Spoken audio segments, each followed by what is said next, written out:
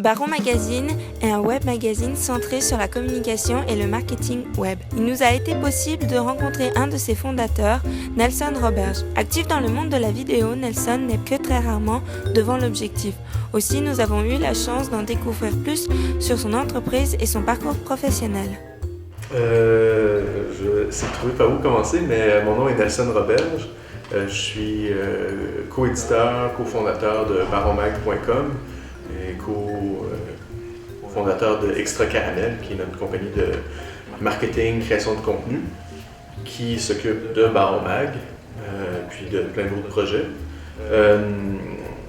Ça fait 6 ans, on fête 6 ans cette année de la fête de Baron Magazine. Puis il y a beaucoup de développement qui s'en vient. Notre site internet augmente en trafic continuellement chaque année.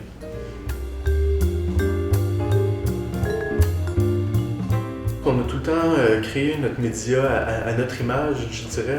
On crée une publication, c'est pour parler des choses qui nous font triper, qu'on ressent, qu'on aimerait entendre parler.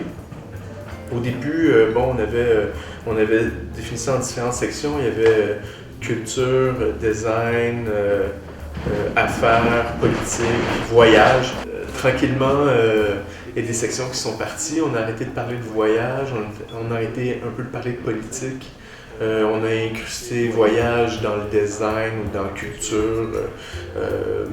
Baron, on parle des nouveaux artistes, des nouveaux designers, des nouveaux gens qui font la relève, des nouveaux penseurs, des nouvelles façons de faire, des nouvelles tendances. C'est pas mal ça qui nous intéresse beaucoup à Baron. On va aller couvrir des lancements de nouveaux magazines, on va aller couvrir des lancements de nouvelles startups,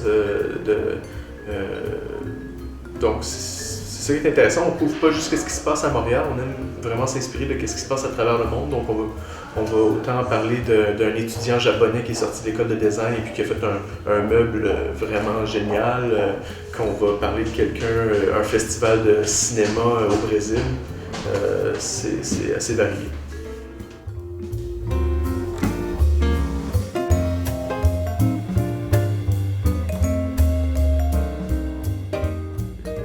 La façon qu'on choisit le contenu qu'on parle chez Baron, on regarde l'actualité, on regarde qu'est-ce qui se passe, on reçoit des communiqués, on incite les gens à nous contacter s'ils ont des nouveaux projets, on se rencontre et puis là on regarde ce qui se passe. C'est quel genre d'événement qui va nous intéresser cette semaine, où on envoie les photographes, quelle entrevue, mais on est aussi une très petite équipe là.